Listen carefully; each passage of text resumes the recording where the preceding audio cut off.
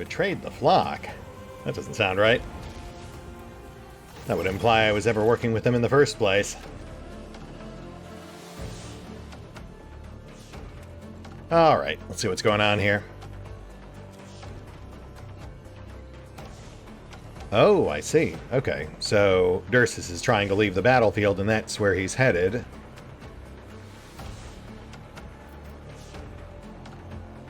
But that is where he actually exits the map. Okay, that is pretty straightforward. So he's trying to hook around here and then taking a left, which would put him right at the base of Septima's camp, so that does make sense. Interesting that the flock is actually trying to escort him there. Though I suppose if he did go native with the flock, it would make sense that he told them he was working for her. So although he was originally supposed to be a spy, if he went fully native, they may feel that he's now their in to potentially influence a sister of battle. All the more reason to cut him off, I suppose. We'll get Larth here on that.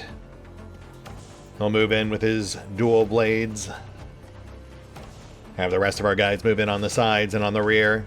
Hopefully hem him in.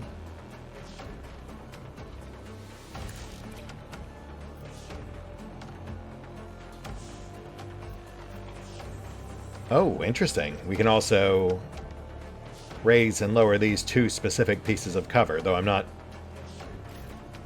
entirely clear on why we'd want to. Like, I could see them being useful for snipers or other long-range builds, but Dursis is immediately headed away from them and then around behind a giant obstacle, so the use would be limited at best. Especially since he's up first.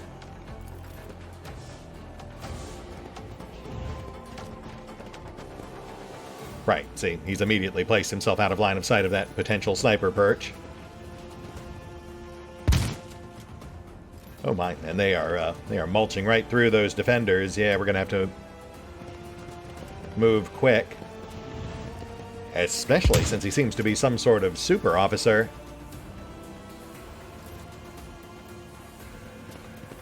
Oh yeah, he's pulling multiple characters up the timeline to go right after him.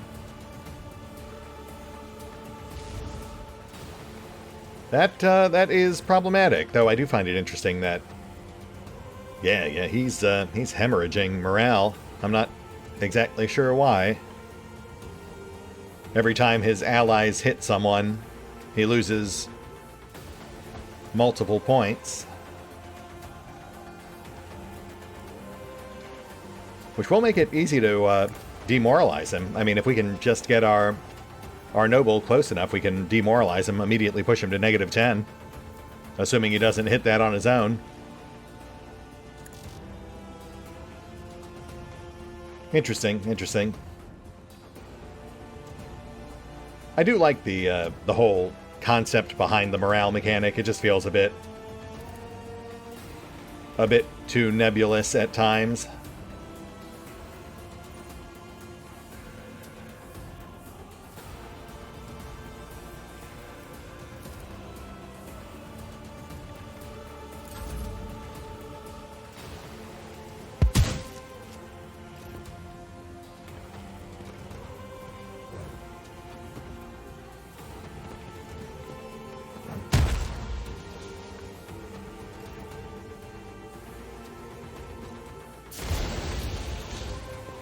Ow. And that means we can't use one of Sorrow's powers without causing friendly fire. Mildly annoying, but fair. I suppose I could have started further away from those flamers.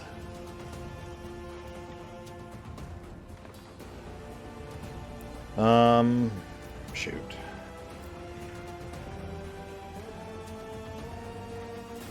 Unfortunately, I set our guys up with the assumption that we'd have a big cluster of guys positioned for us to mulch up before they actually got to go. With the obvious exception of Dursis, the idea being that Wirth here would intercept him round the bend.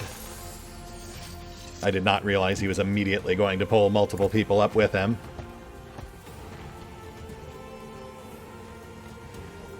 That's fine, though. Keeps us on our toes.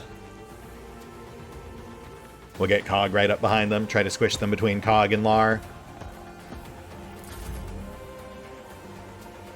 Reposition Echo. And get a Peony and Haymar on the Flamer guys behind us.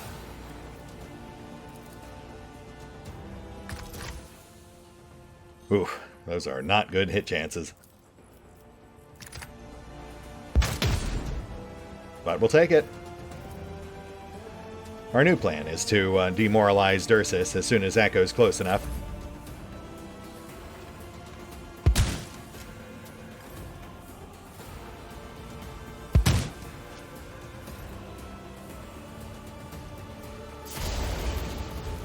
Rude.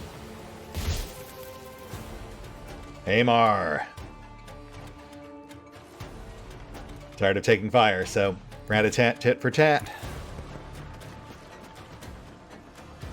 Double burst into the one that Echo just tagged.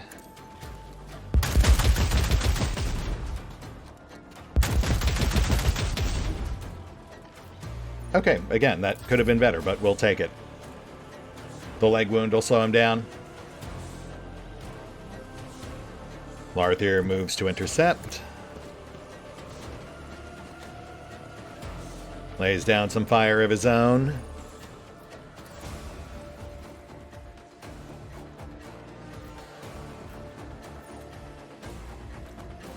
Let's get him a little closer.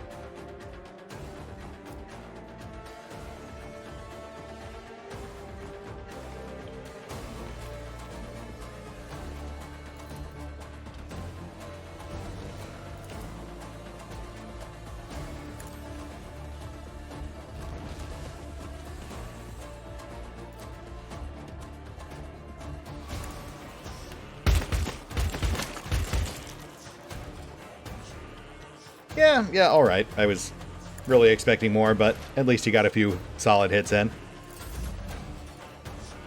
More! Grant us! More of this blessed pain, God Emperor, so that we may crush our enemies! Good luck with that.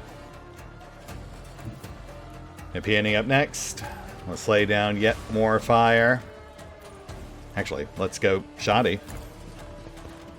Flamer can't be used while you're engaged, so it's to our advantage to get right up on top of this guy.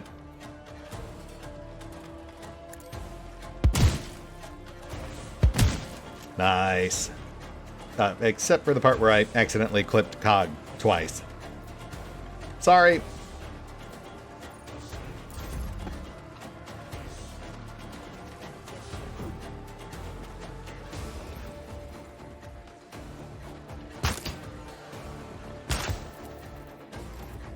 Locals getting tucked in. That's good. That'll slow them down even more. And Cog. All right, bud. Let's get you in there.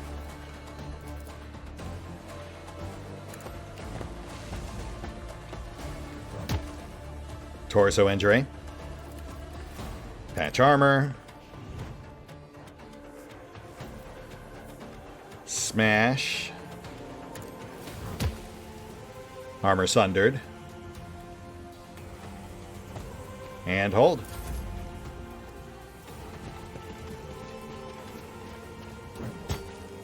Burst Flamer out.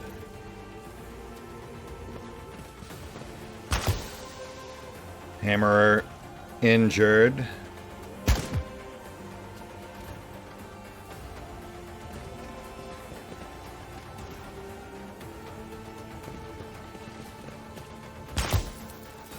Leg injury. Nice.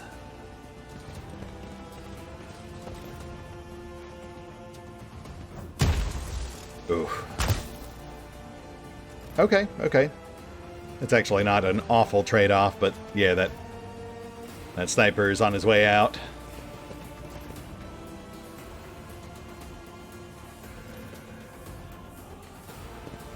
Sister Septima!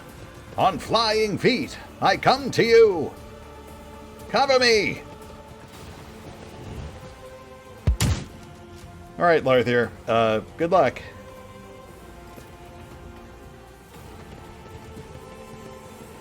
That is looking a might bit nasty. Oh, shoot. I should have switched Larthier back to his swords. That's why he ran right past.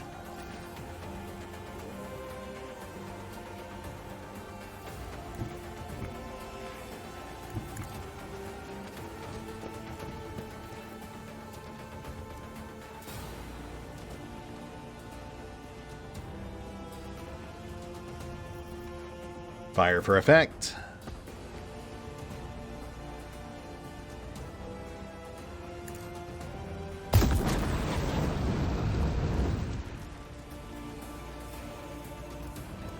And we will not use this one. Blaze Weaver, since that is indiscriminate and we've got multiple friendlies burning.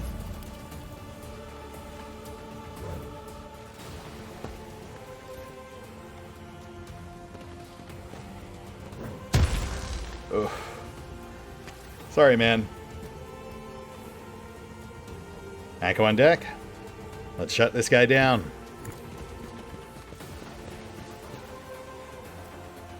In theory, this should immediately disable him. Oh, why? Ah, because he passed the metal test, of course. Someone like Dursus would have pretty significant will. Yeah, right. Gotcha. Alright, that's fair. Guess we just gotta shoot him. Darn.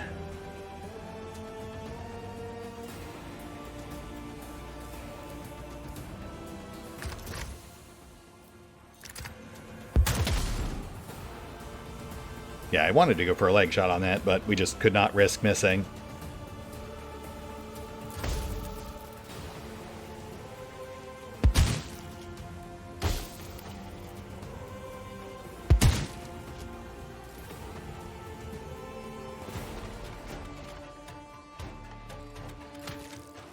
Nope, I don't like that.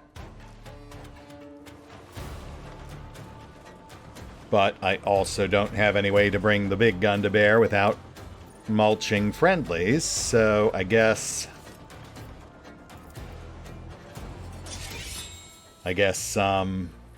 we do this. Poink. And run away.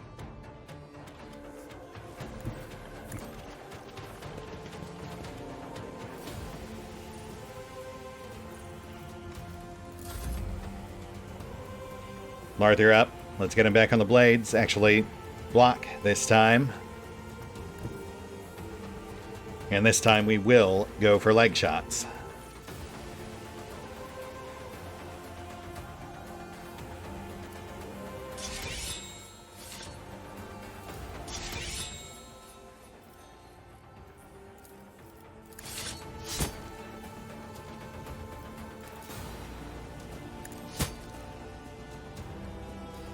I was hoping for more, but that will do.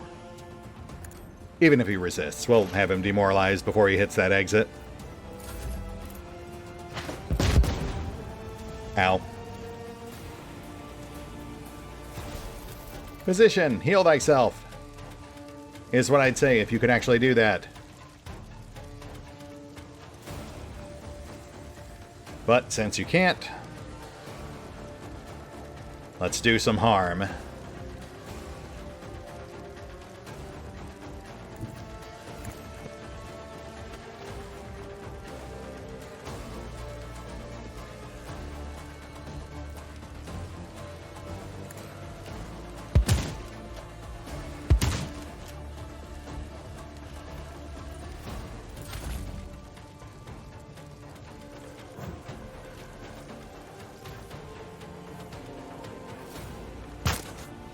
Oh, right. Yeah, we've still got that guy up there, too.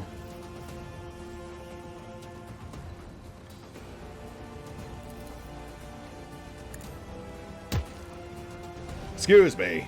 Coming through. can't get quite close enough, so we'll set for charge.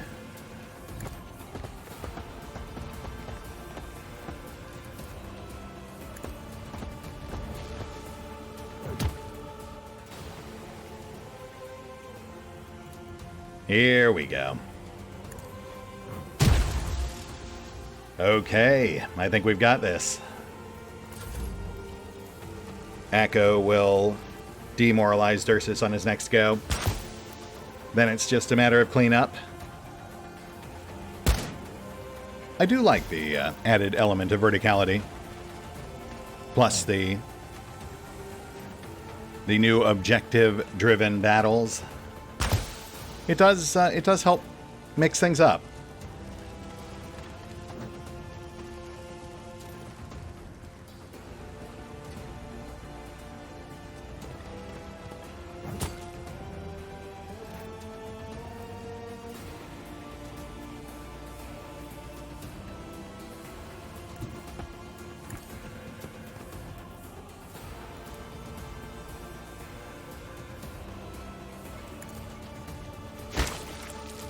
Oh, and there we go.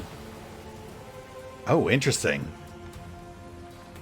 So Dursus definitely demoralized. He is at -10, but as soon as he went to -10, his allies, at least the ones right next to him, spiked to +10. They are now at max morale. That was unexpected, but thankfully not a huge issue, because they're both near dead anyway.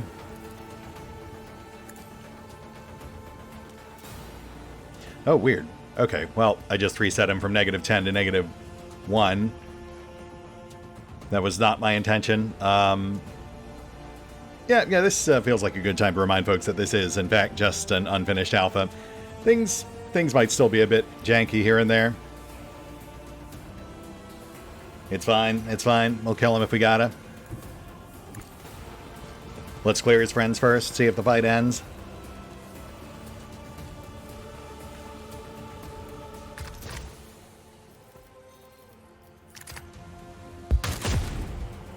Hammer Bro out.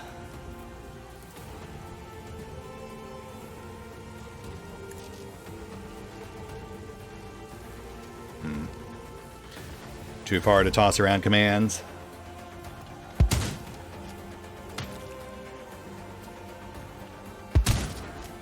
Oh, and Cog is broken. Yeah, let that be a lesson to be really careful with friendly fire. That double blast from a peony really messed him up. Hang in there, Cog. We got this.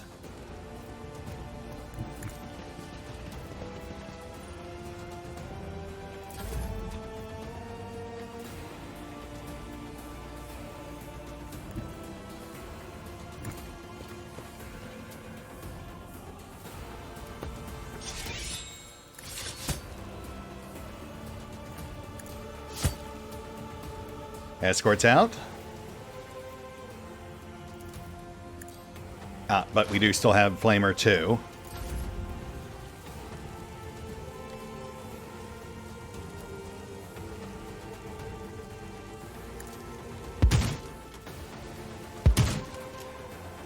Close.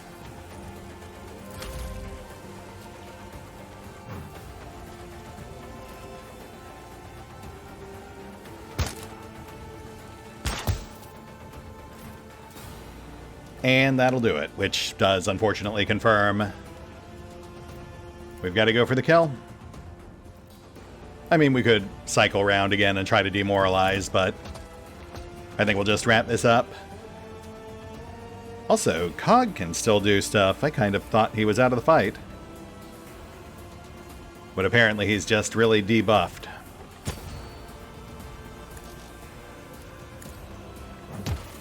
He's finally dead. The Grok spawn. Thank you. Hey, happy to help. A good deed is its own reward, but a level up certainly doesn't hurt. Also, rolling the bodies for the sake of our investigation. Who knows what sort of clues we might find? Like this, and all of these.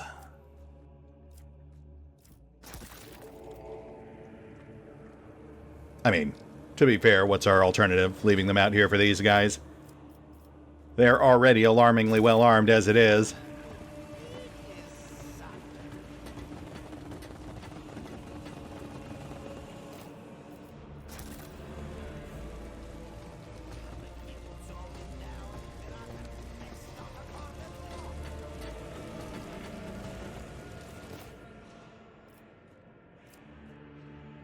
Ooh, distracting flamer. That's new. That might actually be a step up for a peony. And it would be nice to have another way to disrupt focus moves. Yes, nice. We'll take it. Sadly, not much else of note, aside from the clue and the level ups. So yeah, you know what? Give me a sec. I'll figure out what we're doing with these level ups, and then we'll check in with Septima. I'm sure she'll be thrilled.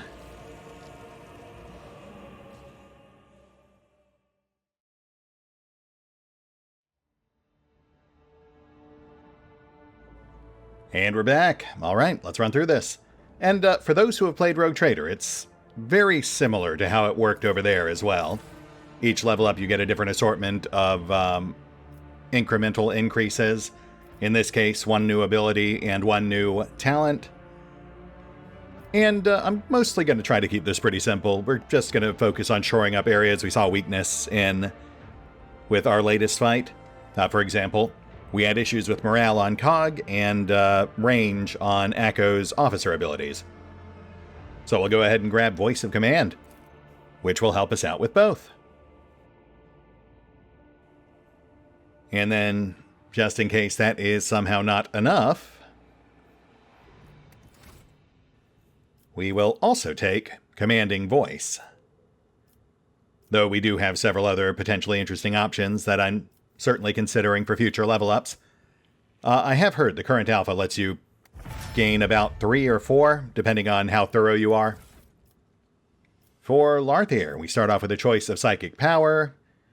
Again, we've got some interesting options here, but given that I kind of favor using him as a dual blade wielder, but I am concerned about his frailty, we will offset that with Telekinetic Barrier. A quick and easy way to bolster his or someone else's defenses. And they're kind of trying to push us towards taking psychic stuff. But honestly, I haven't used a lot of his abilities all that much. I sort of prefer just stabbing people. So let's build off that instead with Second Strike, Combat Flexibility. That'll give him a big buff on his offhand attack each round. Obviously, just with his swords, though theoretically, if we can find 2 Eldari pistols out here somewhere, it would work with those as well. After that, we've got Haymar, our fairly immobile heavy gunner.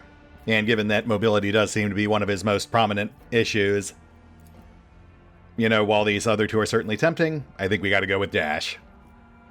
Especially since this time out, Dash does not come with an exhaustion onus, like it has over in Rogue Trader.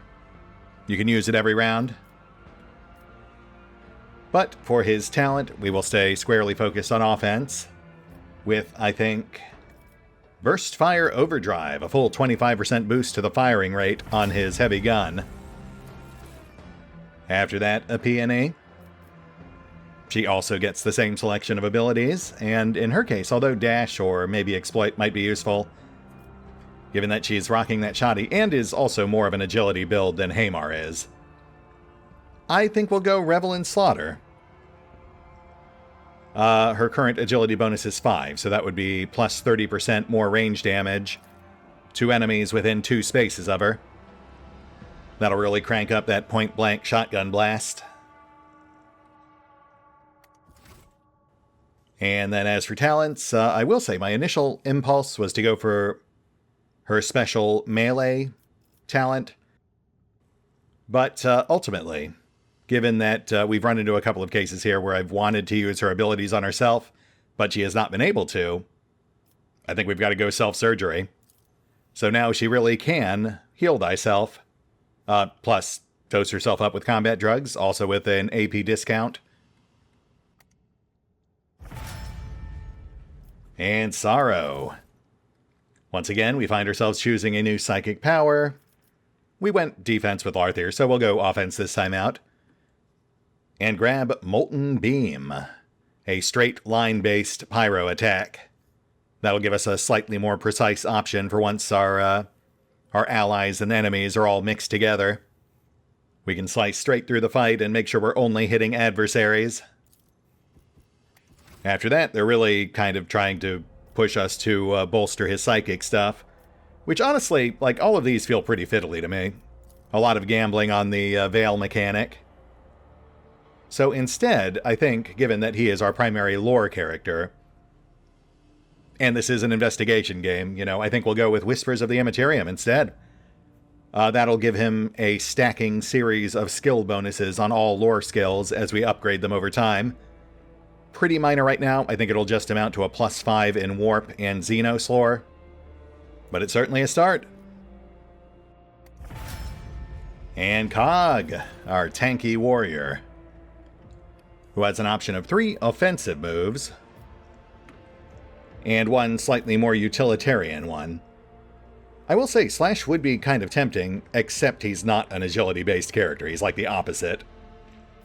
So I think we'll go with Sworn Enemy instead. That one just feels more versatile.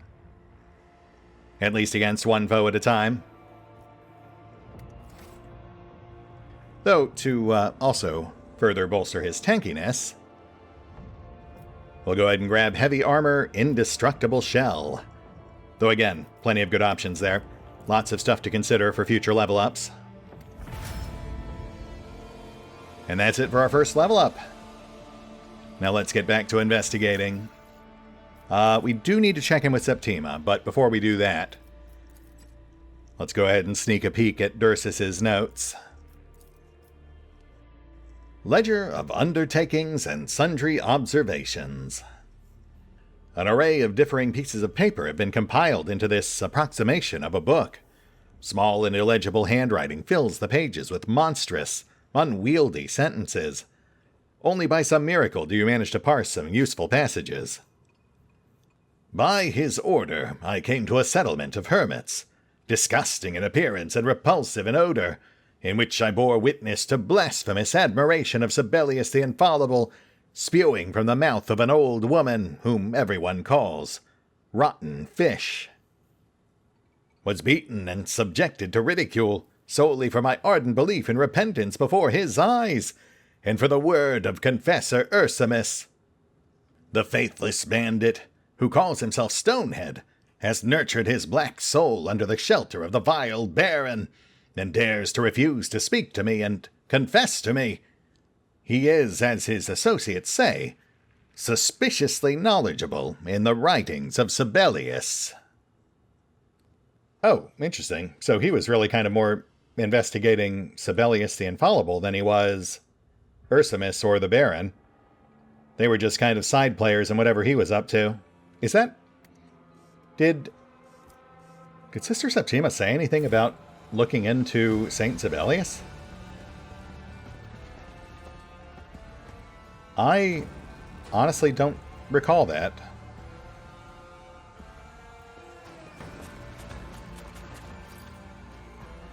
I do not intend to show my face to the white-haired one. Yeah, that's probably a good idea. Thanks, Lar. Also, we can grab some Meltabombs while we're here. But first, Sister Septima awaits you. Her hands rest upon the handle of her weapon, and her lips are drawn into a thin line. I heard the sound of fighting close to the camp. My people reported that both you and Dursus were present there. Where, then, is my servant at this moment? Oh, man. Sorry to say, sister, but, you know, the flock showed up and then things got really messy, and he tried to make that final sprint, but he couldn't quite make it. Really sorry about that. Honesty does not excuse negligence. Because of your actions, we have been left without an informant, and I am disappointed by this failure. Yeah, super sorry. I will see my servants sent to put this rotten place to rights, to deliver a clear message to the people here. Any transgression invites inevitable punishment, taught to them in the only manner they understand. Oh boy, well let's not get too hasty here, sis. Like I said, the flock got involved and it was all sorts of messy, but that aside, we're still trying to carry out an investigation here. So maybe, don't go alienating the local populace.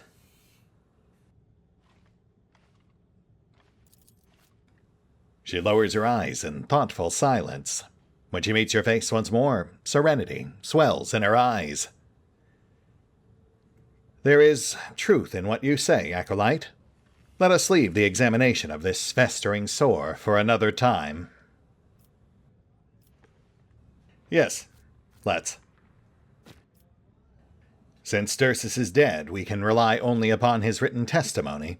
I ordered him to keep a diary of the investigation. Did you find it? I certainly did. Got it right here. She accepts the worn notes from your hands, studies them for a few seconds, then shakes her head in disgust. Dursus's usefulness is exhausted by the contents of this document, and those contents are regrettably scant. He mentions the local inhabitants, Stonehead and Rotten Fish. The former is a member of the Baron's gang, while the latter is recorded as a hermit, whatever that could mean. These are his only leads of any worth. As you know, I have come to this disgusting place on the most sacred of errands. I must find where Sibelius the Infallible lies at rest. And you are to assist me. Seek out these Stonehead and Rotten Fish, God Emperor forgive me, and extract from them everything they know of the shrine.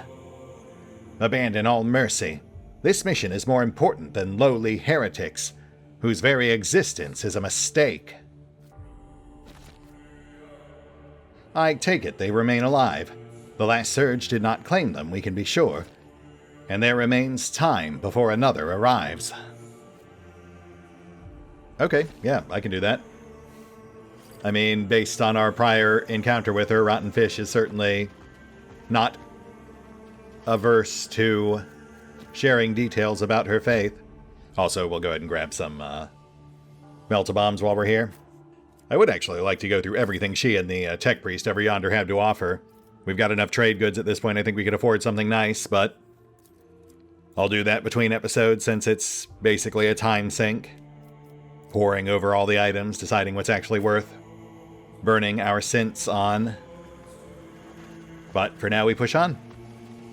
We've got 2 more leads to follow, both of whom we know the location of, and conveniently that will also take us back up towards Larthir's thing, so we'll probably wrap on that. But also, since we're already here, let's go ahead and pop by the excavation site real quick. We'll chat up Millie. See what she has to say about that whole Dursus thing.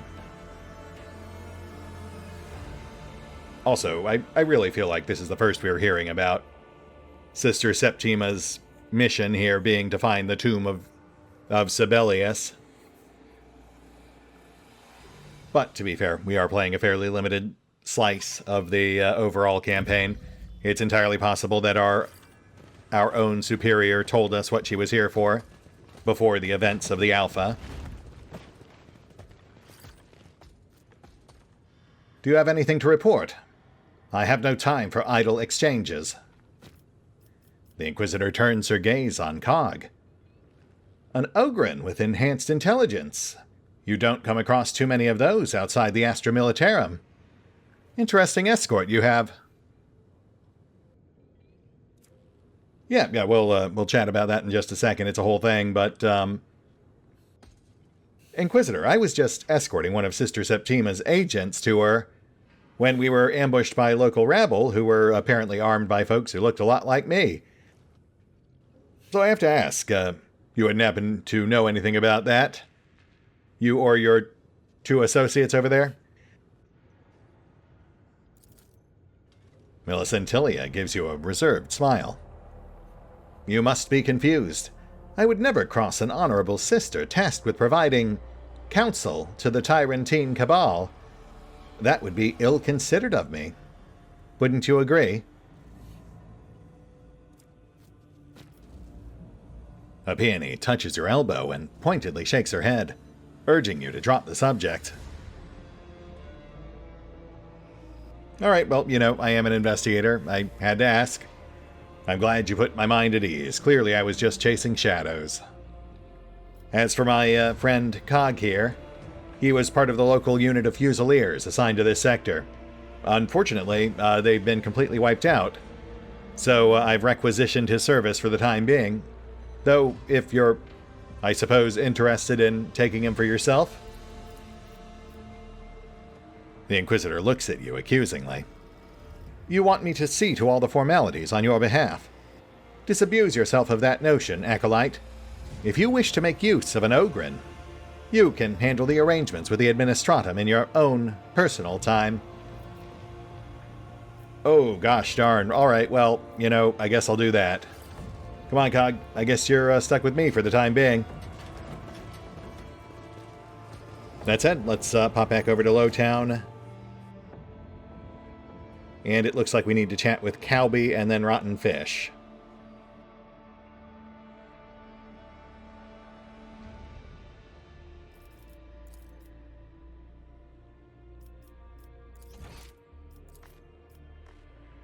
We also have a couple of new clues in the mix.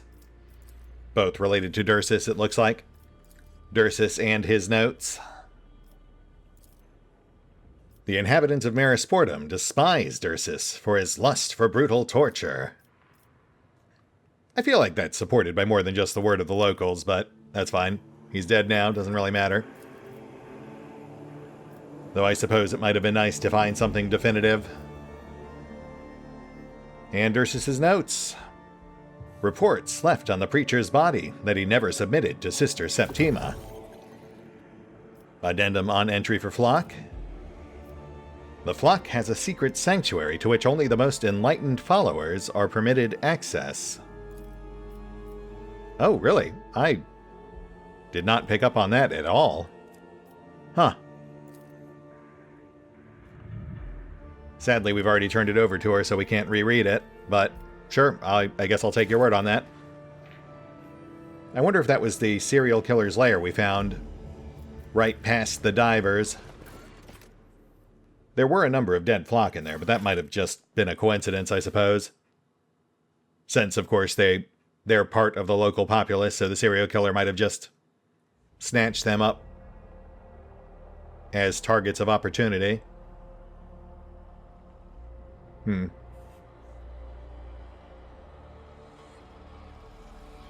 Anyway, let's go chat up our leads. We'll probably round things out once we finish Lars' thing.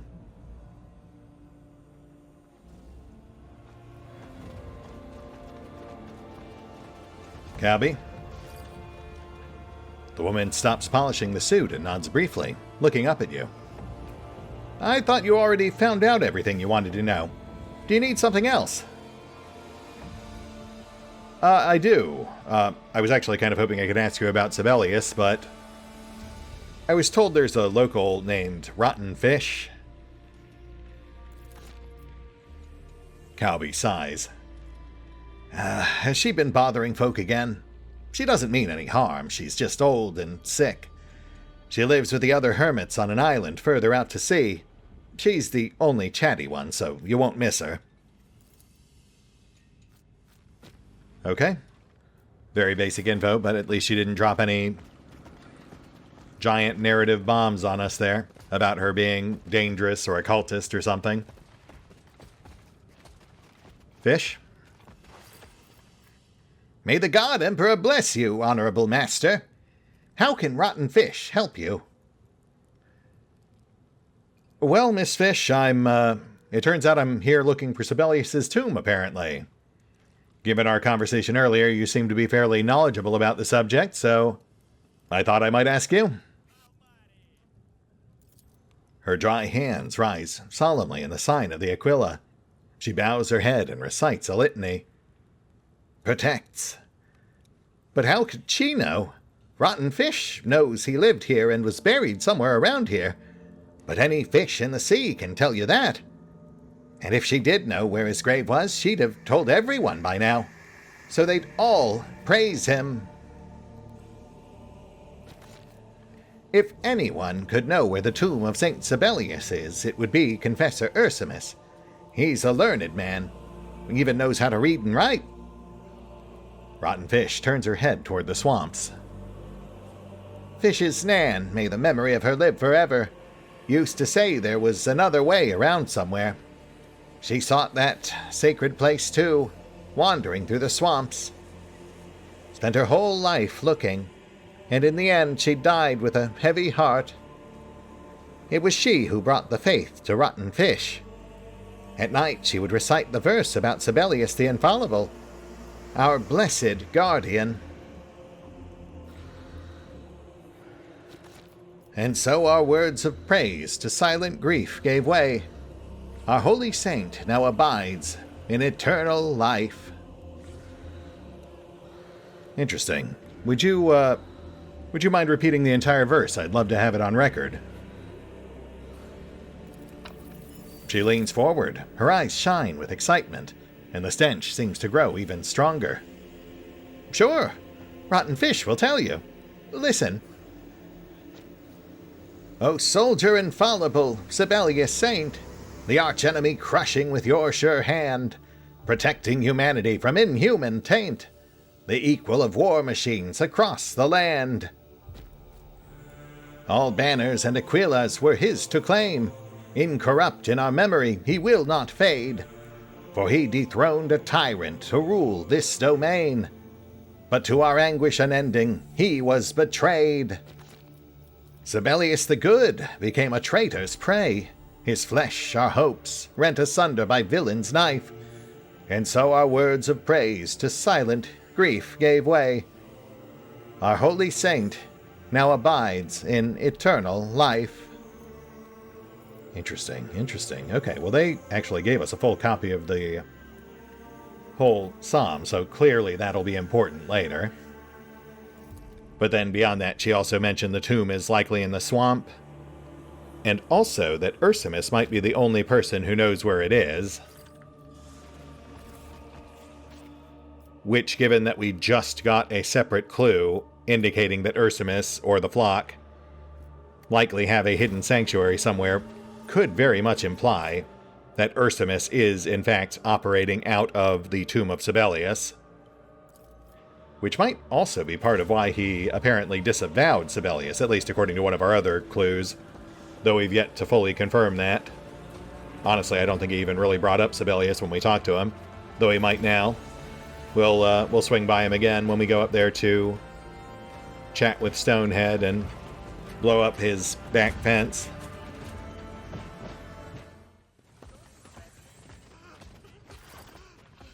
Stonehead greets you with something vaguely resembling a smile, but lacks the requisite number of teeth to achieve the effect. What do you want? Well, Stonehead, my friend, according to local scuttlebutt, you are apparently unusually knowledgeable about St. Sibelius. I'd love to hear what you know. I know that you can butt out with your questions. I know nothing, and I'll tell you nothing. You haven't heard anything, not even secondhand, about, say, Sibelius's tomb? I promise it won't splash back on you. I mean, it's a pretty innocuous question. No, can't remember a thing. Mine's just gone blank, you know?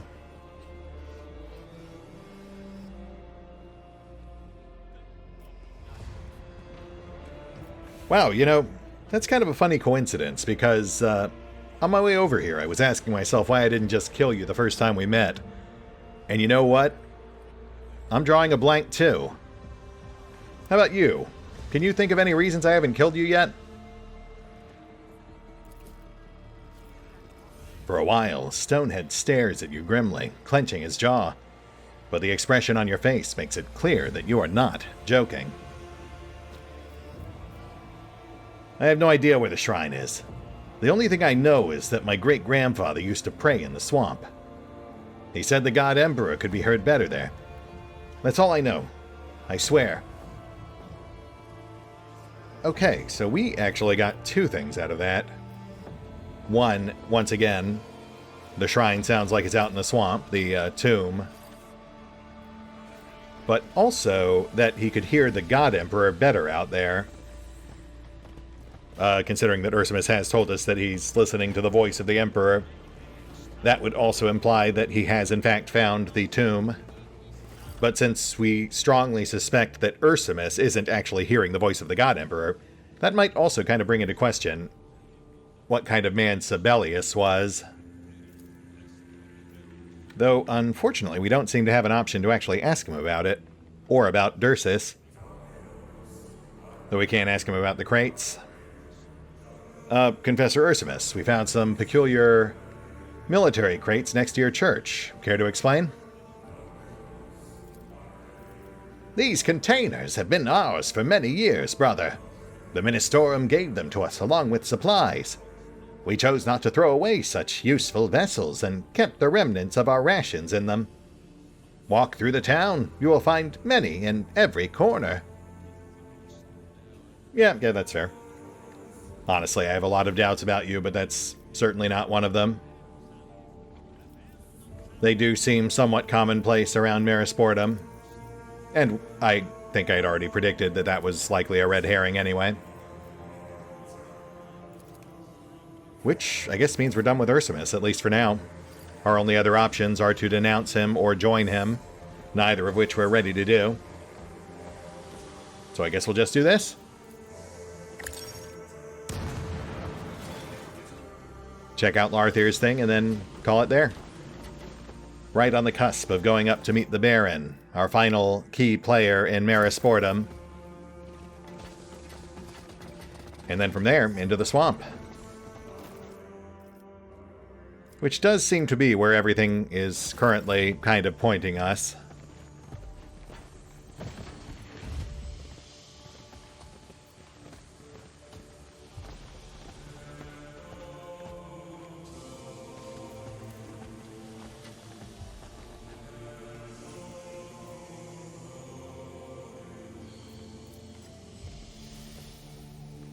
Oh, hi there. I gotta say, buddy, we all need to blow off steam from time to time, but I feel like you might be taking it a mite bit far.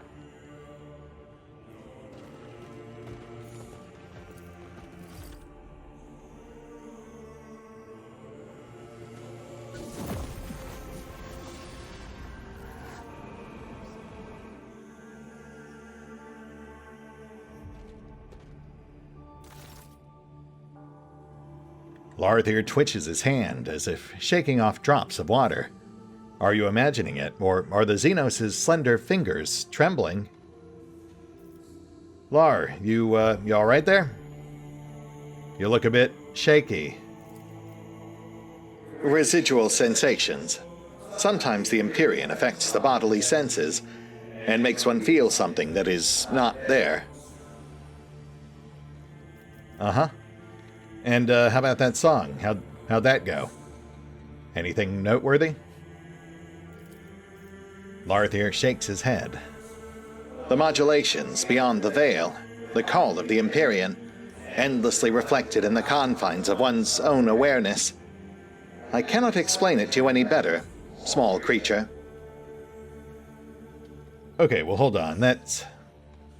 Our agreement was that you would share whatever you found with me. Telling me you just can't explain it doesn't fit the bill.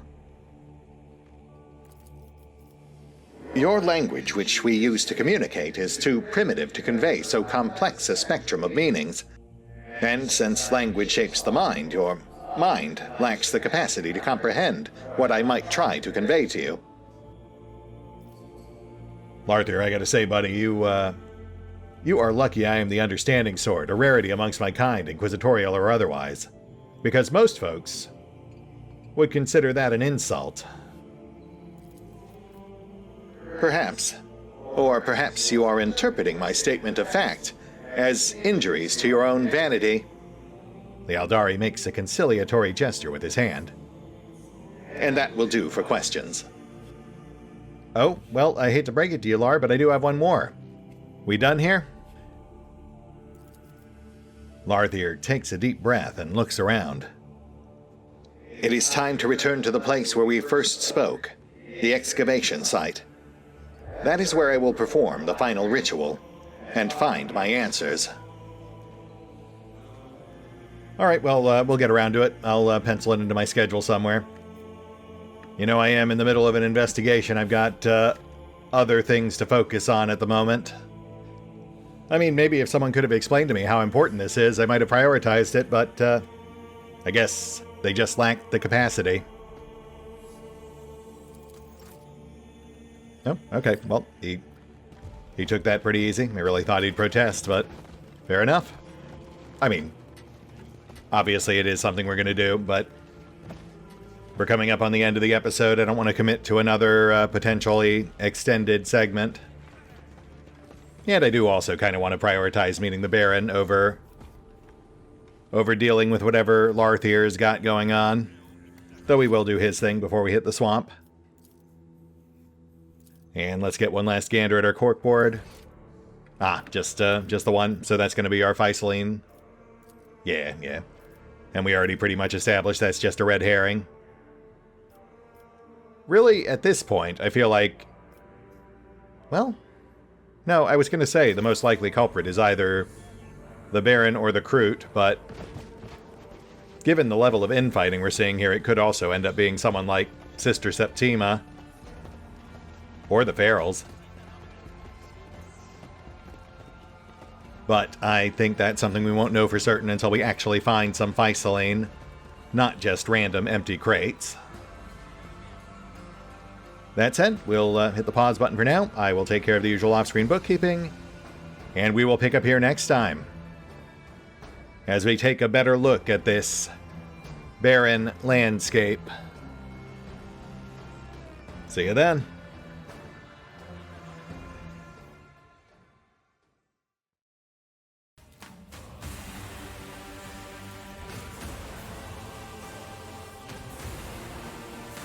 Oh, and special thanks to the Raiders, the fine folks who help make these videos possible, including but not limited to Eerie V23, Revenant, Alois, Bowman, Drakiith, EgonAlter, Exsellsior, Gottlieb, James Trimmier, Lady Shayna, Mark Giemza, RandomPassrby, RobbyB, Triphoppenskip, and Valinrook. Thanks for your support, guys. That said, if you'd also like to help support the channel, then feel free to push the buttons that do the things. Trust me, it does make a difference. Or you could even check out the PayPal, the Patreon, the Nexus GG, or the YouTube memberships. Links are in the description.